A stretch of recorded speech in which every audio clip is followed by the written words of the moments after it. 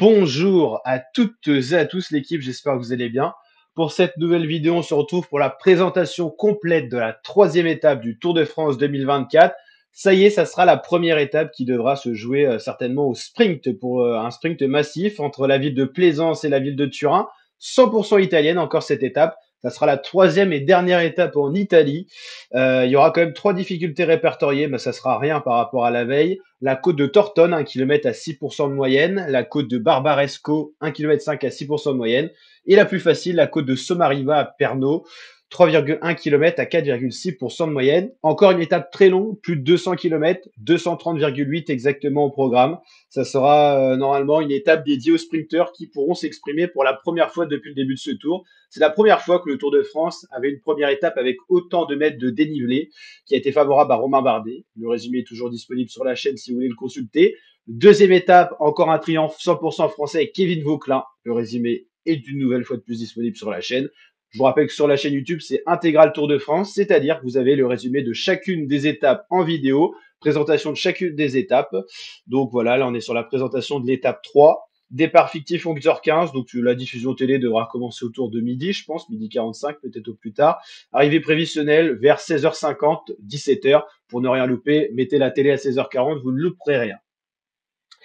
Donc voilà, 100% italienne, cette étape. La première étape, c'était Florence-Rimini. Après, on a eu Cesanico-Bologne et la Plaisance-Turin.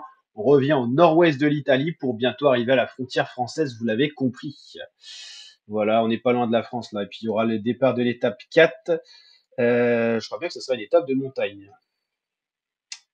Et donc l'arrivée estimée de 17h à 17h30, ça dépend de la vitesse des coureurs. On sait que sur 230 km, selon la moyenne horaire, ça va beaucoup fluctuer sur l'arrivée. C'est pour ça qu'on a une grosse différence de possible. L'étape 4 de mardi, oui, parce que l'étape 3 c'est lundi. Étape 4, ça sera déjà de la montagne. C'est très rare en première semaine de course d'avoir autant de montagnes.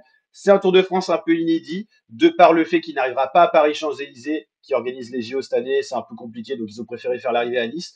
Et les deux premières étapes avec beaucoup de dénivelé, surtout la première. Et la quatrième, vous l'avez compris, déjà une étape de montagne. On a déjà vu Pogacar et Vingegaard à l'offensive dans l'étape 2. Qu'est-ce qu'il en sera sur l'étape 4? Il sera une réelle étape de montagne. Pogacar déjà en jaune. On aura peut-être un changement de maillot jaune sur l'étape 4. Je ne pense pas qu'il y aura un changement de maillot jaune sur l'étape 3.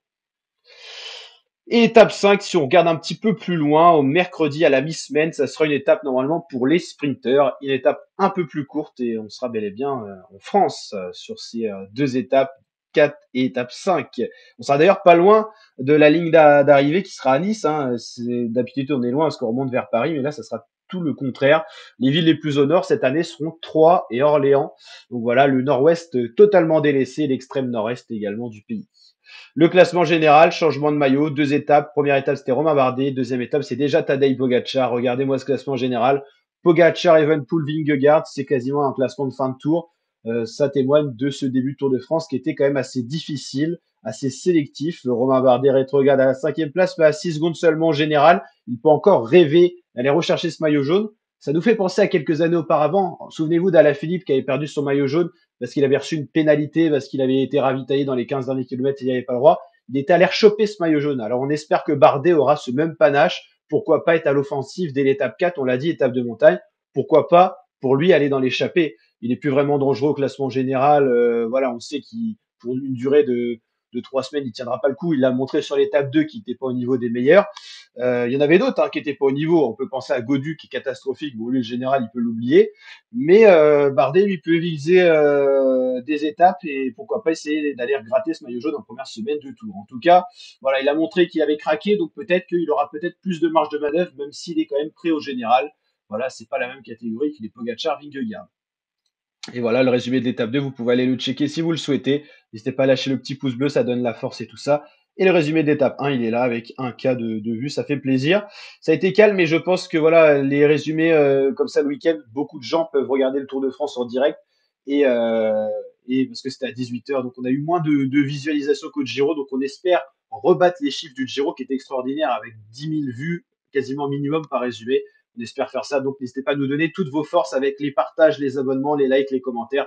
Tout ça participe à faire continuer la chaîne YouTube sur ses meilleures bases. Allez, la team, je vous dis très bonne fin de soirée. L'Euro 2024 sera également présent sur la chaîne. On va essayer de retrouver un petit peu voilà, une cohérence entre vélo, euro. Pour l'instant, on a délaissé un peu l'euro, mais on va revenir très fort très rapidement. Allez, ciao l'équipe.